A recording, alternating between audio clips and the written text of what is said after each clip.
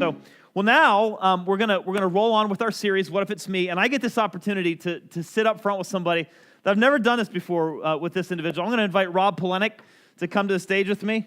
And Rob, come on up here, buddy.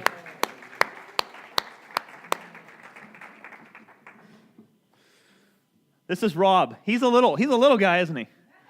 Trying to get him to eat more. So let me just tell you a little bit about Rob.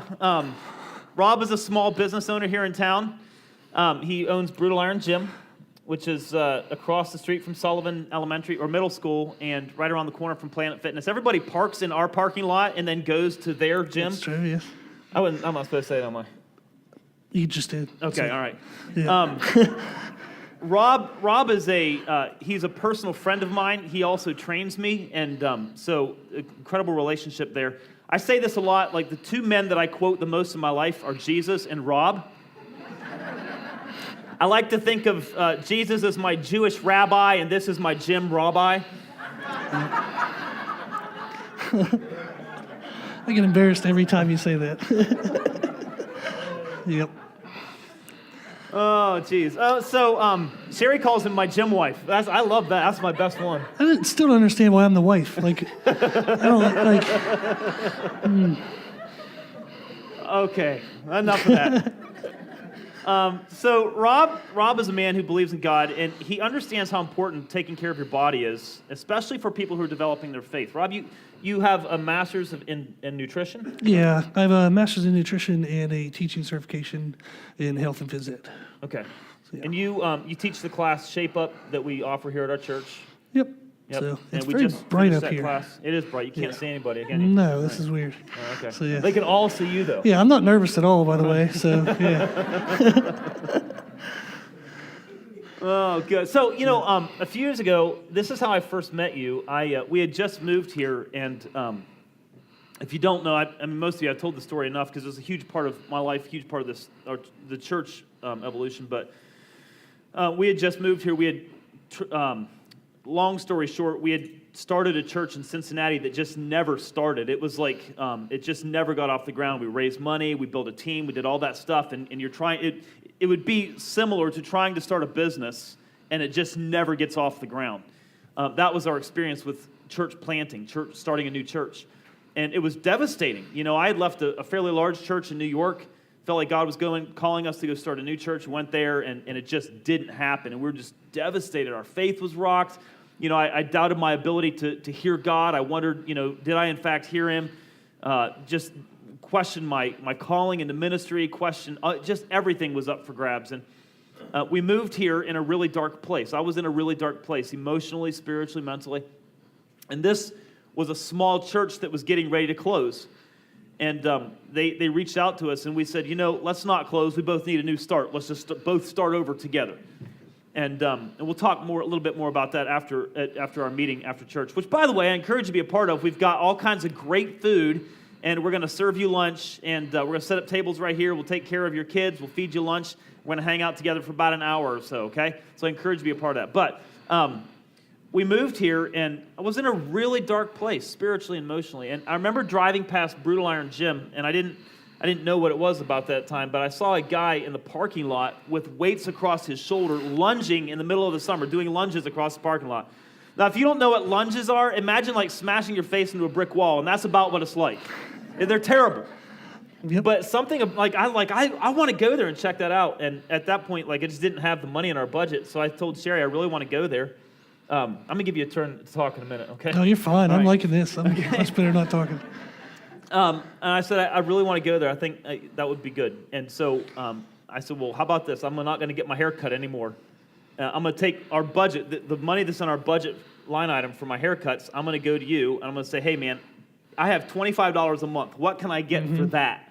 I remember that. You remember that? Yes. And I said, even if I can only have a couple days a week, is that, can I do that? And you said, you know what, man, is that really all you have? I'm like, that's it, dude. Yeah, if you came in with that exact number, I was like, okay, he's definitely put some effort into this, figured this out. So, and we were just starting too. So I was like, this is what I made the gym for, was to help people. So 25 is better than 0. So right. We'll do it. Yep. So you use me. Yeah. Right, okay. So yeah, got to pay the bills, man. Right. So we went in, and I'm telling you, God used that environment in an incredible way. It was one of the pieces. I always say there were three things that really helped me through my dark place. One was I embraced basic spiritual disciplines, prayer, staying in the Bible, and accountability with some good friends. I got a motorcycle. That actually did help, So, and then the gym. Those were three things that really kind of helped me to make my way through that dark place. But I'll never forget that. It was an important part of my journey, and so I'm always grateful to you and to the service you provide. Yeah. I'm very equally grateful. Having Paul a part of the gym was definitely a huge component of developing the type of environment I wanted. So it's very helpful to have you there. Yeah, thanks. Cool. Well, if you don't know, I actually do some training there now at the gym. Mm-hmm. So anyways, there you go. A little background about Paul and Rob. Yeah. Bromance, friendship. I don't know what is. Anyways, okay. So, all right. So we have this verse that we're really just kind of camping out on. It comes from Proverbs. It's Proverbs chapter 19, verse 3. And it's kind of like the theme verse for this series, What If It's Me? I love this verse. This is what it says. People ruin their lives by their own foolishness and then are angry at the Lord. Is that a good word? All right, like people do stupid things and then say, why, God? And honestly, one of the most obvious areas this happens is in the area of our bodies, right? And so we have two fundamental beliefs that are driving this conversation today. One of them is that everything is connected. Like everything is connected, right? Spiritual, mental, physical, emotional, relational, like they're all connected, right? Mm-hmm. You want to jump in on that? Or you want to add anything to that? Not yet. Not yet, okay. Yeah, well, let's keep going. So, it's true. I mean, you think about this, like, are you more likely to pray passionately when you're tired or awake? Certainly. Are you more likely to be a better husband when you're hungry or full? Right. So everything's connected. Are you more likely to be engaged in a thoughtful process when you're sleepy or you've just woken with a big pot of coffee? When are you most likely to be engaged in a thoughtful process? Right. So the point is that everything is connected. Our spiritual impacts our physical impacts our emotional impacts our relational. Everything is connected. All right. And the other conviction that we have that's going to drive this conversation today is this. Your body holds your life. Like your body is actually, and here's what I mean by it. If you go to a funeral and you're at the viewing and you look, you can clearly see the body, right?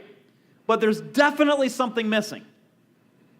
It's the life of the individual who's passed, right? So your body holds your life. And so the idea here is that the better you treat the container, the better the quality of the life. I mean, it's like trying to pour a drink of water into a cup that has cracks and holes in it. It won't be long before the container's empty, right? And so here's the point that we want to make today. And we're going to talk a little bit, and then we're going to open up, and we're going to do some text. You guys can text in some questions, and we'll do our best to get Rob to do answers, all right? Yeah, give me to speak, yeah. Yeah, give him a chance here. But the premise here is simply this. It seems to me that sometimes we do bad things, we treat our bodies terribly, and we feel like crap, and then we look at God and say, why? Right? I mean, we have a hard time sleeping, we have a hard time moving, we're sore, we're sick, and maybe it's because of the things that we're actually doing to our bodies. So what I want to do is I want to quickly tell you a story about a man in the Bible, and that kind of highlights this case, and then we're just going to talk. All right? If you've heard of Elijah. Do you know Elijah? Mm-hmm. Yeah, you've been in church at all. You've probably heard the story of Elijah. If you don't know Elijah, he was kind of like the Martin Luther King Jr., a big voice who spoke out against evil in his times. He was kind of like Winston Churchill. Again, an aggressive voice who spoke out against violence and badness in his times. And he was consumed with speaking out against leaders, Elijah was, who were perpetuating evil, and they were oppressing innocent people, and they were ignoring God's laws. And one particular instance, he had an aggressive campaign against evil rulers, and after this, he was wiped out. He had gone through a season of ministry. Now, if you've ever been in ministry or if you're in business or anything, you know, right, after a big season of hard, intense work, typically you kind of feel like, oh, I just need a nap, right? And that's how Elijah was. In fact, he was so wiped out. This is what happens. These words come from 1 Kings chapter 19 in our Bible. It says this. Elijah went alone into the desert. He traveled all day. He sat down under a solitary broom tree, and say this with me. What did he do? Prayed that he might die. Now, don't forget, this is Elijah. I'm going to get fired up. I need to start walking around, right? Yeah, it's fine. He was like kind of like the Billy Graham of his time. He's like top shelf Mr. Spiritual Leader, God man. He just had an aggressive campaign against evil, and now he's wiped out. He said, I'm so exhausted. I'm so emotionally and mentally and spiritually empty, God. I just want to die. Literally said these words. And then he said this, I've had enough. Take my life. Now, before we go any farther, I would just say there are probably people in this room who are either here right now feeling this to some extent or another, or have felt this. God, I literally am ready to be done. I don't know how this fits into my theology, but I'm just ready to be done. I want to die, right? So here's what happened. So he laid down, and he slept. But he was sleeping. An angel touched him and said, get up and eat. So he looked around. He saw some bread baked on hot stones and a jar of Coke. Water. Who sees bread? Like, how is there just bread sitting around? I don't know. This was but no, that's actually a great question. Who sees bread? I mean, who knows how it got there? The point is, this is a God story. That's actually a great question. It's right? like, The Wonder Maid or I'm something. like throwing you way off your Right, notes. yeah, don't do that to me right now. Yep. So the point was there was bread, Rob. Mm-hmm. So he ate it, and he drank the water. So he nourished himself with good food and water, and then what did he do? He laid down again. Then the angel of the Lord came and touched him again and said, get up and eat some more. There's a long journey ahead of you. Now, so far, what's the instruction to this Elijah? What's the instruction been? To do what? Eat and sleep. This is important because sometimes when we're in spiritual trouble, we think, well, I got to pray more, or I've got to read my Bible more, or I've got to do something more spiritual. God's counsel to Elijah thus far has been eat something and sleep. So this is what he did. He got up and he ate and drank, and the food gave him enough strength to travel 40 days and 40 nights to Mount Sinai. And where did he end up? Say that last line, please. The mountain of God.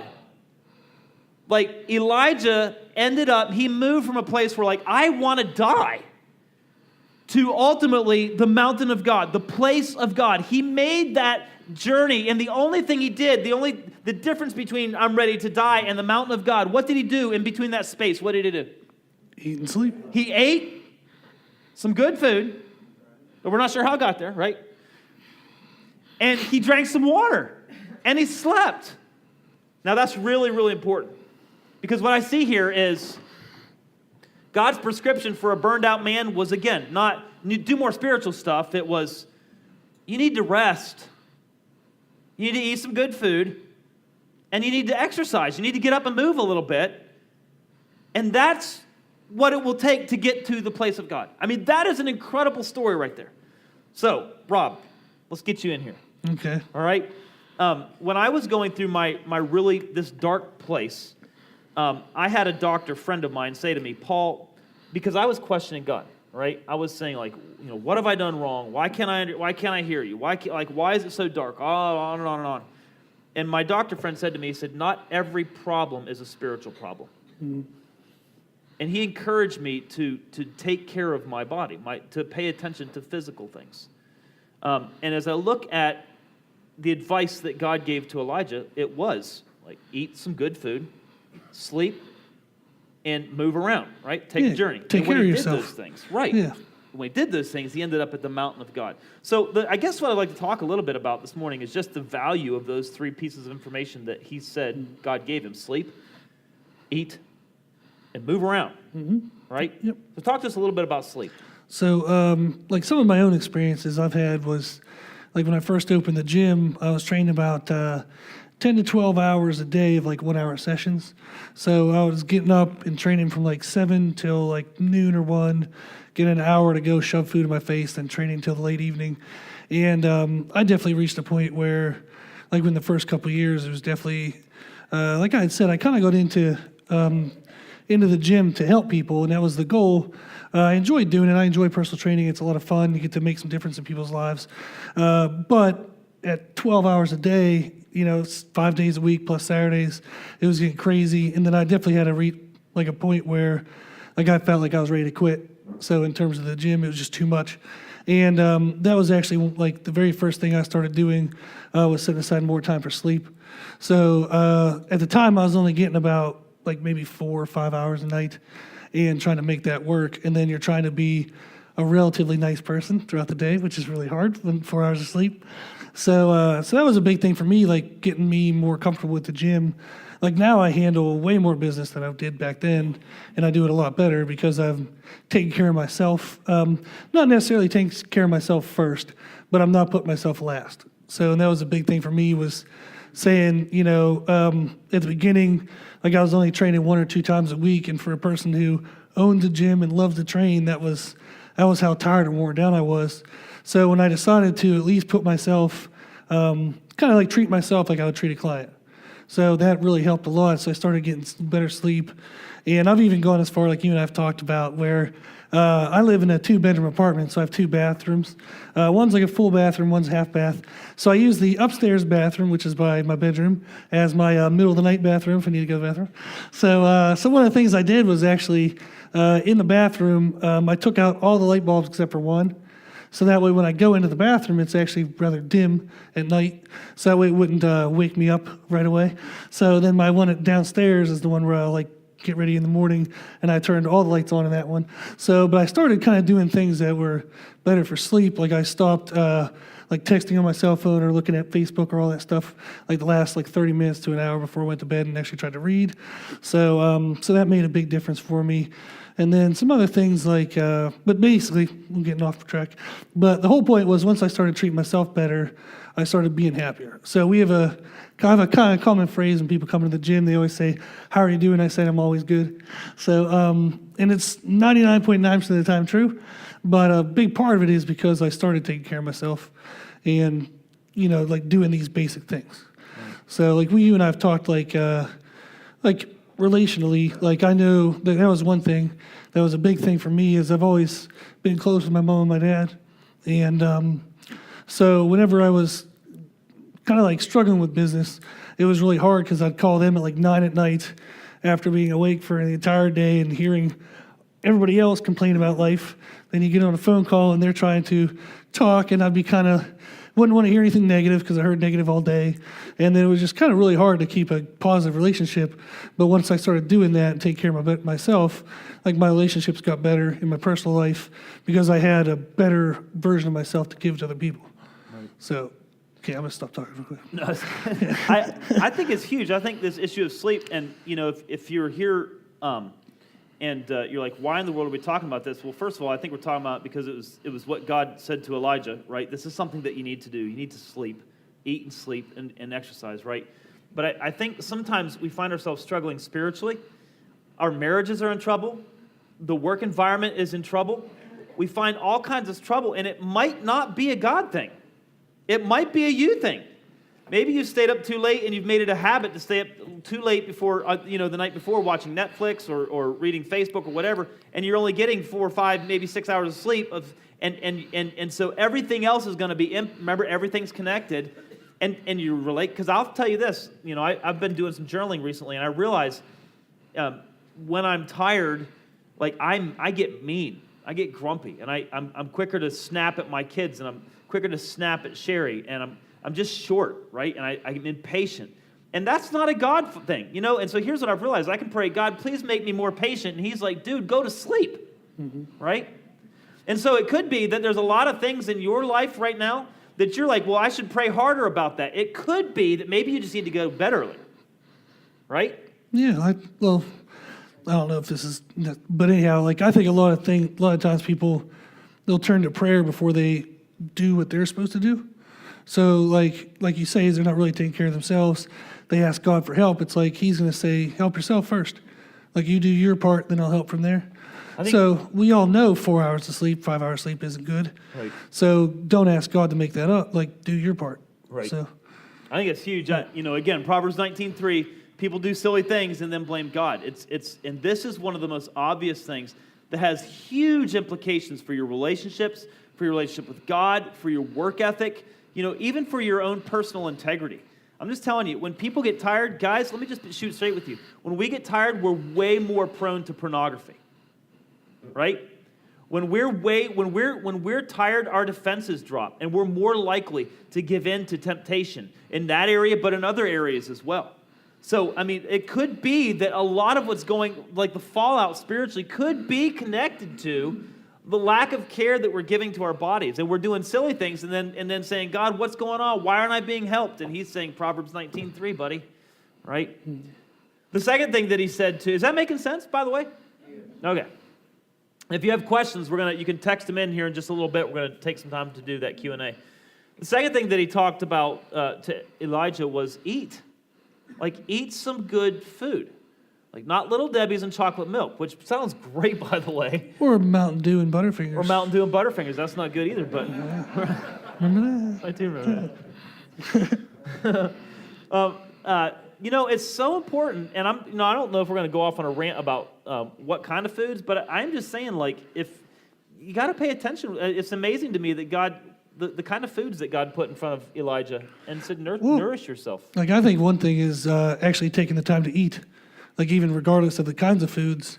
So, like, I know, like, my dad's real bad at this, or he was back in the day.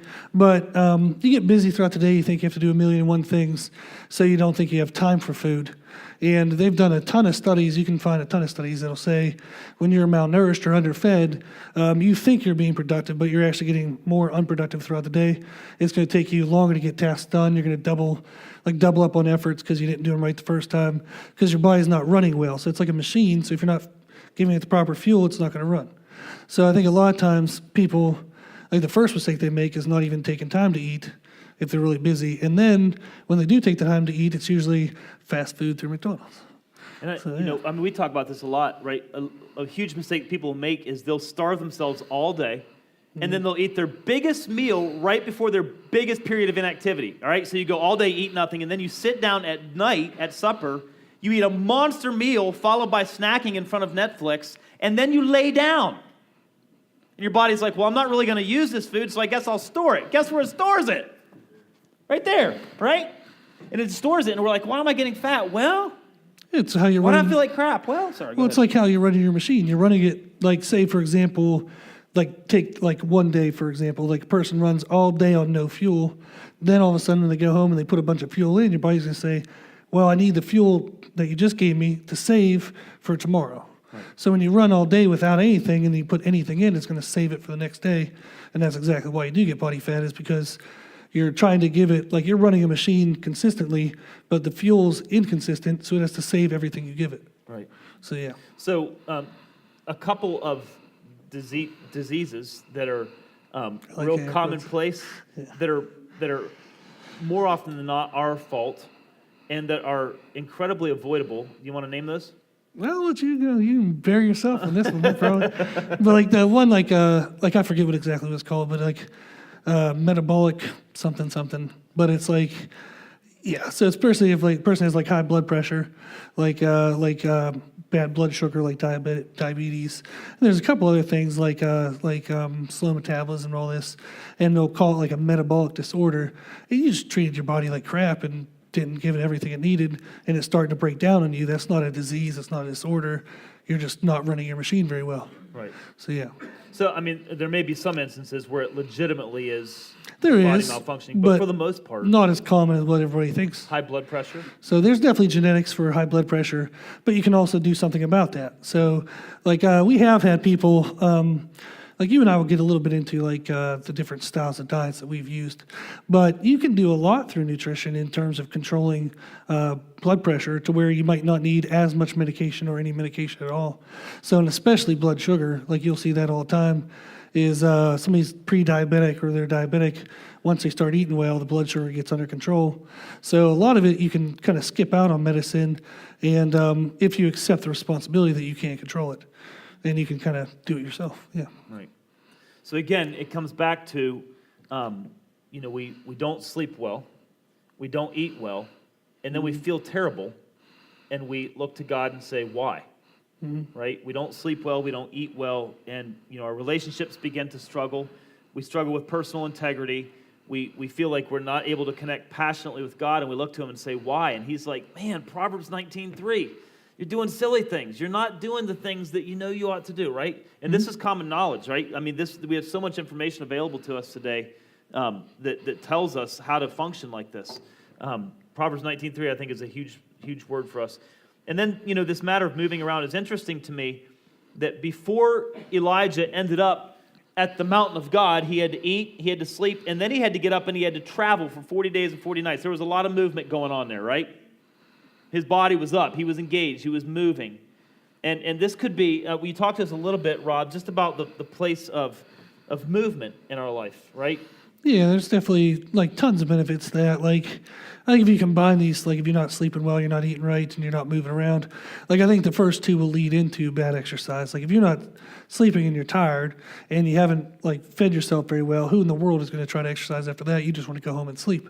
So, and then so basically I think it's also in a sense to where if you don't feel good, you're not going to feel like moving around.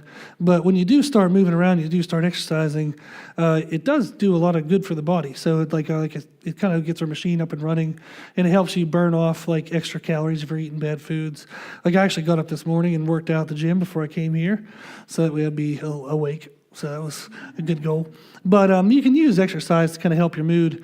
So I know a lot of people feel stressed, so you can use exercise as kind of like me time, or your personal time. We do that a lot with clients in the gym. Is you'll have people come in and, that's that only hour of the day where they get to kind of be themselves. They don't have to carry a phone with them. They don't have people nagging at them, asking them questions. So you can use exercise. Not only will the activity of exercise make you feel better in terms of reducing blood pressure, helping you control blood sugar. It helps with weight loss, weight control, that kind of thing. So there's a lot of physical benefits, but there's also the psychological benefit of having that me time and knowing you're taking care of yourself. So I have a joke with my mom, is that I'm always in a good mood because every day I wake up is the sexiest I've ever looked. So, and the reason why is because since yesterday I've eaten better, slept better, and worked out. So it's one of those things where you can kind of control your mood a lot really well by keeping active. Makes you feel better about yourself, feel better about life. Yeah. Absolutely. So a couple years ago, I read a book by a couple guys, Jim Lohr and Tony Schwartz, and in this book, they said most of us are overtrained mentally and emotionally, and undertrained physically and spiritually. Now, can you just quickly tell us about the concept of overtraining and what that does to a body when you overtrain it? It'd just be just since I keep saying the word machine over and over again today, it'd be the same thing as if you're if something's just overworked, it starts to break down. So, and that's exactly what happens with people emotionally, and that's where, going back to, the whole point of this is if you take care of yourself better, you'll be a better person, you'll be a better Christian. So, if you're emotionally just drained, then you're never, when people come at you with problems, you're going to not respond well. You're going to feel, I know, for me a little bit, when I, again, before in the gym when I was super duper busy, is as I got to the evening, if somebody would knock on the gym door or the office door, I'd always be like, oh crap, what do they need now? That kind of thing. So, and then part of it is being emotionally overworked or mentally overworked, is you don't respond well to others and you're not ready for tasks in life. So, and that's just the overtraining, is it just means you're just breaking the system down and it's just getting worse and worse. Right. So we're continually asking our body to produce high capacity in terms of mental and emotional, but we're not resourcing it physically and spiritually. No, you're not giving it even anything to be able to do that with. Right. So I think the big idea, and then we're going to open up to some texts. And so if you guys want to pull out your text, I want to give you this quote first. I think that sometimes the best thing you can do for your spiritual life is to pay attention to your physical life. Now, obviously, there are instances in which it's clearly a spiritual thing, right? You're holding a grudge, or you're struggling with anger or whatever the case may be, and you've not dealt with it spiritually. So not every problem, right, is connected to your physical. But I would venture to say that a lot of us are struggling spiritually because we're ignoring ourselves physically. Does that make any sense? I think it's amazing, again, that God's advice to Elijah was not pray more, read your Bible more, give more money to the church. It wasn't that. It was, Elijah, you need to sleep, you need to eat some good food, and you need to move around. And when he did those things, he ended up at the mountain of God. And that's where he heard God speaking to us. So this is profoundly practical, but it has incredibly spiritual implications. Pay attention to your body because your body holds your life, right? It's hard to be passionate about God when you're sick. It's hard to be passionate about God when you're tired. It's hard to be passionate about anything when you feel terrible. Pay attention to your body. It may be the best gift you can give to yourself and those people around you, and it may enhance your worship as well. So I encourage you to do that. So let's do this. You got some questions? I'm going to grab this phone. You can text them here at 803-579-1745, and we are going to take some questions. 803-579-1745. Text your questions in. No, because I don't want you to yell. I know who you are. I'm just kidding. I'm kidding. No, you can yell. No, it just goes.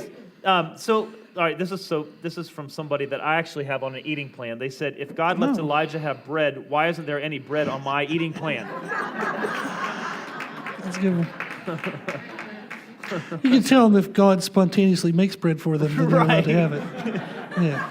If you're sleeping under a broom tree and there's bread, you can eat it. Mm-hmm. That's good. That's funny. All right.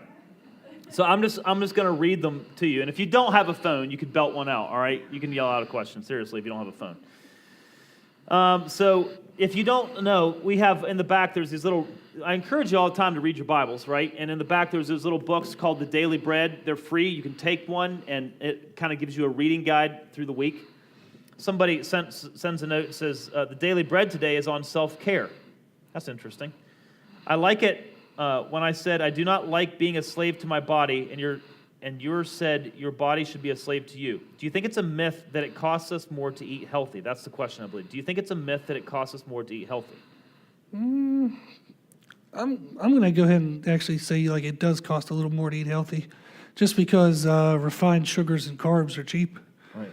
You know, you can buy crappy food. Like you can buy a bag of Oreos a lot cheaper than you can buy like fruit and vegetables, and stuff.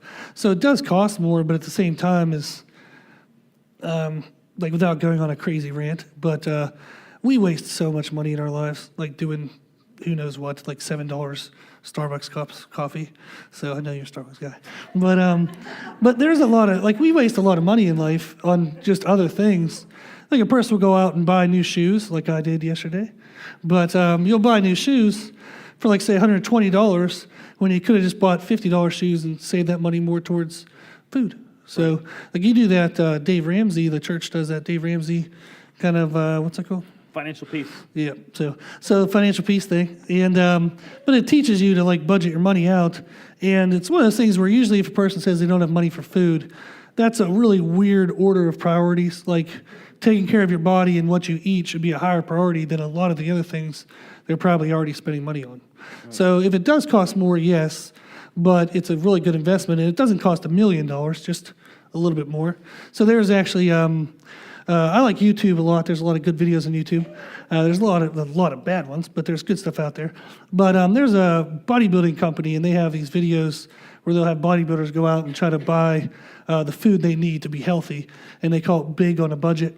And there is one, like one of the athletes did was $50 a week. And like he was able to get very healthy doing that. So he bought like very basic stuff like rice, potatoes, like tuna. So all the things that we're probably all never going to like to eat, but it can be done. So I will tell you this: our family, like we eat pretty clean, and it's as big as our mortgage. Mm-hmm. It's like the biggest line item in our budget. But we just made this decision: like you're gonna spend your money somewhere. You can spend it at the grocery store, or at the doctor. Oh yeah, health, so for us, health expenses are we don't go to the doctor. We Yeah. hardly ever go because we're just, we get sick like everybody else, but we feel better, you sleep better. So yeah, it is definitely more expensive, but it could be you get to like pick where you spend, right? You tell them about the meat thing, like you guys get that package of meat. Oh yeah. There's all kinds of places that you can just keep your eyes open. Like we started using Zycon, where it's fresh food, fresh meats, whatever, straight from the farm. They cut out the middleman. And like you buy a chicken breast for $1.69 a pound, kind of stuff. Yeah, there's ways to do it. I feel like coupon mama right now. What is that? I don't want to do that. This is the best question ever. The best question ever. Here we go, right here. Rob is awesome. Is he married? Is that from my mom? No, get out of here. Oh, man. Jeez. We'll move on. We'll go and then keep going. That was awesome. Plead the fifth on that Right. one. So, No. All right, he's, I mean, yeah. what We do could you- do what something is- special right now.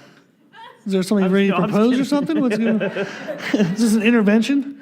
So, it's very elaborate. Stacy Jones sent me a text and said, I cooked enough for 150 people. That means pork is good for the body, right? It is today. Say it. Better have a really good blessing before that meal. So, All right, so here's a good question. If you were to break it down to someone who's starting from zero, they're like, oh man, today made sense. I understand what you're saying. I don't know where to start. What Okay. would you say to them? Like, give them a couple steps. This person says, what are 3 simple steps to getting started, taking control of your body? like I'll throw one out there. That if you want to throw one out there, help me think more. But I don't think people drink enough water. Like that's something we haven't really touched on yet. But people are dehydrated like all day, all the time, and that factors into being tired, not feeling well, feeling sluggish. So like I had read an article once, and they said about drinking a liter of water right when you wake up. And I actually started doing it, and it does make a big difference. Like you feel better. It starts getting your body more awake. I don't really know how to explain it except for you're just going to feel more awake and feel better. I actually also have more of my weirdness is going to come out as I keep talking. But in my apartment, as I go downstairs to go to the bathroom to get ready in the morning and shave and all that stuff, I actually have a radio set up on my kind of windowsill, so I'll turn the radio on so it gets sound going, music going. I might dance a little bit here and there, who knows. So, but getting their senses awoken in the morning will help you wake up and feel better, and that's part of like when you drink water right in the morning. It doesn't have to be a liter necessarily, but a lot of people just don't drink enough water, and that's a big thing where if you're struggling on how to feel healthier, feel better, that's actually something really easy and relatively cheap to do. You can just get tap water if you want. But that's actually going to make you feel a lot better is drinking more fluid throughout the day. I usually tell people to aim for around a gallon of water a day. And then once you can do that on a regular basis, try to do more. But that's one step I think that's really fast, really easy, that does actually have a big benefit. I would say just move around more. I mean, you think about it, the older you get, the less your range of motion. You know, when you're a kid, you're down, you're playing on the floor, you're up, you're jumping, and when you become an adult, like your range of motion is limited to this. You know what I'm saying? And so what happens is you get tight, your hamstrings, everything gets tight, and unfortunately then we have lots of injuries that come as a result of not moving much. So I would just say move around more. Literally like get on the floor, get on the floor, play with your kids. Get on the floor, watch. If you're going to watch Netflix, get on the floor, move around, right? Climb things, move around. It's not always, not everybody has to go in and be this huge, massive, strong person, right? You don't have to lift tons of weight. Just move around more. Go out, take a walk, get down on the floor, roll around, do stuff. Move around so you expand your range of motion. And because a limited range of motion will ultimately result in a body that's injured because from time to time you will have to actually bend over and pick something up. You got to tie your shoes every now and then. You got to tie your shoe, right? So, yeah, I would just say increase your range of motion on a regular basis. Yeah, then the third one I would say is before you get into trying to figure out like what's healthy, what's not healthy, you know, all this stuff, is trying to like eat more often throughout the day. And so like spread out what you normally eat, but try to eat it like between like 4 to 5 meals throughout the day rather than 1 or 2 just big meals. Because I know like anybody, like you eat one huge meal, immediately afterwards you want to just lay down and go to sleep. So that's about it. So if you can kind of like spread your food out, even if you're eating Little Debbie's and all that stuff. So if you can spread it out throughout the day, I think that does make you feel better because, like we talked about, if your body is a machine, if you're running it all day, if you give it a little bit of fuel evenly throughout the day, it's going to run a lot better. And you won't have those sluggish moments and those moments where you kind of just feel beat down by having so much food in you. Cool. Somebody asked if we could give some resources for people to explore healthy guidelines on the web. Let me just tell you this. We do have some handouts that are available to you afterwards I believe they're on sleep and diet. And so they'll be available to you afterwards. You can pick those up, and I encourage you to do that. Yeah, and on one of the handouts, like we have, it has my email, which is just the business email is Brutal Iron Gym. It's a scary name, I know, but it's Brutal Iron Gym, all one word, all small letters at gmail.com. Like, if you really are interested, like I have a lot of handouts I've created over the years from teaching, like through this or teaching at local high schools and stuff. So if you want information, I have so much available. So if you're really interested, you can shoot me an email, and I'll send you anything you want. So yeah. Here's a great question. Eating late is bad, but how do you compensate if you're a night owl? How does that change things? Or if you work a night shift? It would generally be like with, I have clients like that where they work odd hours. Our diet kind of says like within the first hour of you waking up, you want to have your first meal. Then about every 3 or 4 hours from there, you want to eat a meal. So it doesn't matter whether you wake up at 8 a.m. or 8 p.m. You want to eat within the first hour, get your body some fuel to get going for the day, and then try to eat like about every 3 or 4 hours, like throughout the active part of your daytime. Should you eat on a schedule, many small meals through the day? How many small meals would you recommend? There's a little bit of debate on this. You can find research out the wazoo and all this stuff. But there's 2 diet schemes we're going to be giving you guys that have papers. And generally, the most important thing in any diet is how many calories you're eating in a day. So if you're eating all super duper healthy foods, but it's too many calories, you will get fat. So if you're under eating as well, your body will not drop body fat because it's actually underfed. And that's a big misconception people have is like, well, if I want to try to lose weight, let me just not eat anything. That does not work at all. Because survival instincts, like you will eventually have meals where you have a surplus of calories. And then if your body's been inconsistently getting calories, it'll save any excess it has. So, but what was the question again? I lost track. That happens all the time, by the way. So how many small meals do you eat through the day? So yes, so calories are first thing. Then you want to make sure it's kind of like if you guys know the fancy word macronutrients. So our foods are basically made of 3 things: fats, carbs, and proteins. You want to kind of make sure you have enough protein in your diet. If you don't know what that is, it's on one of these handouts as well. But that would be like it could be meats, fish, seafood, eggs, milk products, anything like that. But those are kind of the biggest components, is it whether you're eating the right amount of calories and then you're eating enough protein throughout your day. And then meal timing is like kind of the third most important. So if you're spreading your food out throughout the day, but you're overeating, it's not going to help at all. Just like if you're spreading your food out throughout the day, but you're under eating, that's not going to help. So calories are the first thing that have to be kind of controlled. Then you're kind of how much protein you're having in your meals. And then it would be frequency. Right. That's pretty low. This is interesting. This is actually someone here. Sir. Could you ask Rob, where is the wazoo?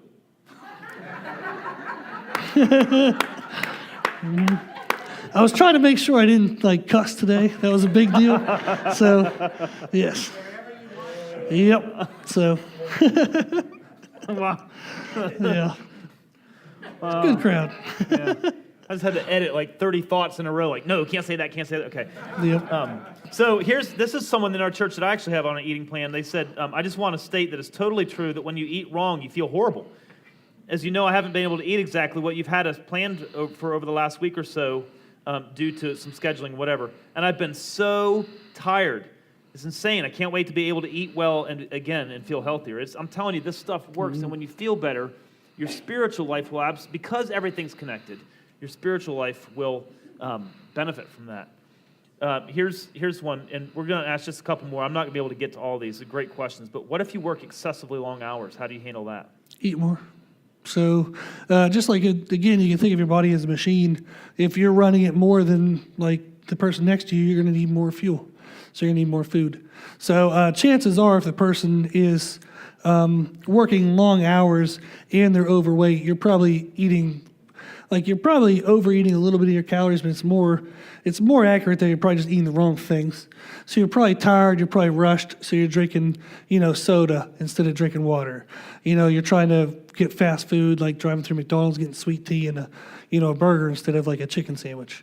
So if you work long hours, you do need more fuel, you need more food, but you need more good stuff, not just more of anything. Right. There's so many good questions, guys. This is a really good one. How can you help if you're sleeping 8 hours but only feel like you've slept for an hour? You might have to look, maybe you have sleep apnea, so that could be a big thing. I actually am in the process of trying to do that now, figure that all out. So, like I'll have time, like throughout the night, like if I'm in my bed and quote unquote sleeping from like say 6 hours, I'm probably up, a couple, like a dozen times rolling around, moving around, doing something. So if you do have, like if you schedule a large block of time for sleeping, but it doesn't feel like you have very good sleep, I would really highly suggest you look into like breathing machines, sleep apnea. So that's actually not very uncommon. Like I weigh 285 now. And I've done diets over the years and been much leaner. And usually when I hit around 230, I actually start having kind of sleeping problems similar to that. So it just has to do with like thickness of the neck, or if a person doesn't have, there's a whole bunch of reasons. So I'm going to skip past that. But yeah, so that would be one thing I would suggest looking into is whether you have sleep apnea or not. So one real quick way of doing it, I actually did this, is I actually recorded myself on my phone sleeping. So that is creepy, by the way. So, so I set my phone up. Post it on YouTube if you're interested. Yeah. So, but I've set my phone up on my nightstand, and I actually like put on record, like to film like a video, and I could actually hear myself breathing and choking and getting up and moving around, like actually on the recording. So you don't even need to spend the money on a sleep apnea test if you just want to kind of film yourself with your phone first to see if that actually is a problem. So yeah, it's actually kind of like creepy. It's weird. Yeah. I know, I used to struggle getting to sleep, and I found like a ritual, a pre-bed ritual helps. It kind of conditions your body to know, okay, it's time to start unwinding. Like what you do before you go to bed. A lot of people watch what is it, The Blacklist, or I could go to a whole rant about I hate television. Well, you can watch this high-intensity TV show where you're like, oh my gosh, and then you try to go to sleep and you're like this, right? So I found like what I do before I go to bed sets me up for bed, and I can sleep all night. Absolutely. And then there is, like in one of our handouts, you guys will see, is, you can't see this at all, but it's making me feel better to show it, is we have a paper that has like probably 10 things you can do, and they do come down to like what you do before you go to bed. Is like I said, like I try to, I don't always do it, no one's perfect, but I try to read before I go to bed, and I find that that's more, I have a better transition rather than like checking my cell phone or doing stuff on the computer than trying to like fall asleep right after that. Right. So yeah, so you're correct, and there is like a certain, like for example, having a really big meal right before you go to bed is actually not that good for sleep either, because your body has to stay active to process that food. So it's going to kind of internally be active as you're trying to fall asleep. So that actually is very common. And actually also, I don't really know the reason behind it, but they have shown that if you have carbohydrates right before you go to bed, it's actually more likely to happen where you'll have a really hard time falling asleep. So I'm one more, all right? And thank you for all your questions. I apologize if we weren't able to get to all of them, but I'm going to set you up here. Is there a benefit to using supplements such as vitamins versus foods? Generally, I would tell people you want to use foods as much as you can first, just because all foods have like vitamins and minerals in them. So one of the big arguments I get with people sometimes is when they're trying to eat healthy, one of the main things we do is try to reduce sugar, and I usually tell them to stop eating fruit for a while. And like some of you probably right now just thought, oh my God, I'll die if I don't eat fruit. But you don't actually need it to survive. But one of the biggest arguments is people say, well, it has vitamins and minerals. And I'm like, oh, so does everything else you eat. So, but it's one of those things where you want to try to do everything you can through whole foods, because there's a lot of side benefits to it. And then if there are gaps, you can put in like supplements such as a multivitamin. So I think a multivitamin I usually recommend for people if they don't have a lot of variety in their diet. So because chances are you are missing one of the vitamins and minerals out there. So, and also they're really cheap. Like Walmart's Equate brand is always in the top 3. Like every year they do tests on supplements, like popular supplements, and Walmart always finishes in the top 3. They make so much money off of the supplements and stuff, they can't afford to have them be too crappy. So, but they're actually pretty cheap.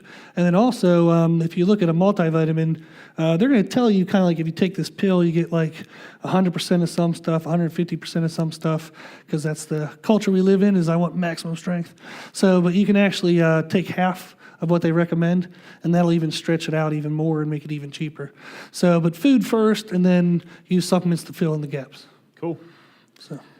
Hey, Rob, thanks for doing this, man. I appreciate it a lot. And let me just encourage all of you to pay attention to this stuff, because, when you pay attention to your body holds your life. Everything's connected, right? And it could be that some of the issues that are going on relationally, physically, spiritually, mentally, emotionally, it could be, not necessarily, but it could be that it's connected to this thing that holds your life. So maybe the best thing you can do for your spiritual life is to pay attention to your physical life. All right?